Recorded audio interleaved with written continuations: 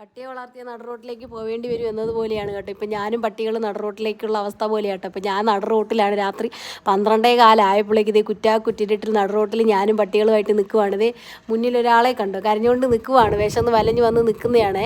ഇതേ നമ്മുടെ പാല് കൊടുക്കുന്ന അമ്മയല്ലേ, അത് കാരണം പുള്ളിക്കാരിക്ക് രാത്രി ആയപ്പോഴേക്ക് വിശന്ന്, അത് കാരണം ഓടി വന്നതാണ്. രാത്രി വിളിച്ചിട്ട് വന്നില്ല കേട്ടോ. 4-4:15 ആയപ്പോഴേക്ക് നല്ലതുപോലെ ആഹാരം കൊടുത്ത് വിട്ടതാണ്. രാത്രി ചിലപ്പോൾ ഒരു 10 മണിയൊക്കെ ആകുമ്പോഴേക്ക് വന്ന് കഴിച്ചിട്ട് പോണതാണ്. ഇപ്പം ഈ ഇടയ്ക്ക് വരുന്നതാണ് ഇവളുടെ തെറ്റ് കേട്ടോ. രാത്രി കഴിച്ച് കിടക്കുവാണെങ്കിൽ ഇങ്ങനെ വിശപ്പുണ്ടാവത്തില്ല.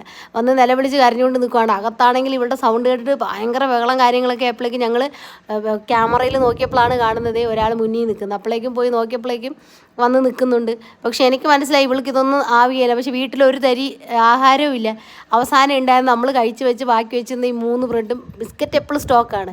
പിന്നെ അവളെ സമാധാനപ്പെടുത്താൻ വേണ്ടിയിട്ട് അവൾക്ക് ഇച്ചിരി ബിസ്ക്കറ്റും ഇതൊക്കെ കൊടുത്തേച്ച് ഞാൻ എന്നാ ചെയ്യുന്നത്, അടുപ്പത്ത് അരി ഇട്ട് കേട്ടോ. ഞങ്ങളുടെ ഇവിടുത്തെ കാര്യം എന്ന് പറയുമ്പോഴേക്കും നമ്മൾ ഈ റേഷൻ കട അരിയല്ലേ നമ്മൾ ഉണ്ടാക്കുന്നത്. അപ്പം ഇത് പിറ്റേ ദിവസം വെച്ചിരിക്കുവാണെങ്കിൽ ചളിച്ചതുപോലെ ആയിപ്പോകും കേട്ടോ. പിന്നെ പട്ടികളൊന്നും നമ്മൾ കൊടുക്കത്തുമില്ല, അവർ തിന്നത്തുമില്ല.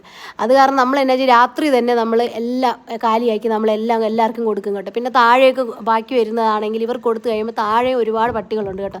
ആ സൈഡിലായിട്ട് ഞാൻ കൊണ്ട് കൊടുത്തേച്ച് അങ്ങ് വരും. പിന്നെ പിറ്റേ ദിവസം തൊട്ട് ഫ്രഷാണ് ഉണ്ടാക്കുന്നത്. രാവിലെ ഉണ്ടാക്കും, പിന്നെ വൈകിട്ടും ഉണ്ടാക്കുന്നത്, 2 പ്രാവശ്യം ഉണ്ടാക്കുന്നതാണ്. അപ്പോൾ ആ കാര്യത്തിൽ രാത്രി ആകുമ്പോഴേക്കും ഒന്നും കിട്ടിയില്ല. അപ്പോൾ ഇവള് രാത്രി വരുമെന്ന് എനിക്ക് അറിയത്തുണ്ടായിരുന്നില്ല. ഈ ഇവളെ ബഹളം കണ്ടേച്ച് ഞാൻ എന്നാ ചെയ്തെന്ന് പറഞ്ഞാൽ പോയി ആഹാരം ഉണ്ടാക്കി അവസാനം ആഹാരമൊക്കെ കൊടുത്തേച്ച് അവളൊരു സമാധാനപ്പെടുത്തി മക്കളെ പാല് കൊടുക്കാൻ വേണ്ടി പറഞ്ഞു വിട്ടു.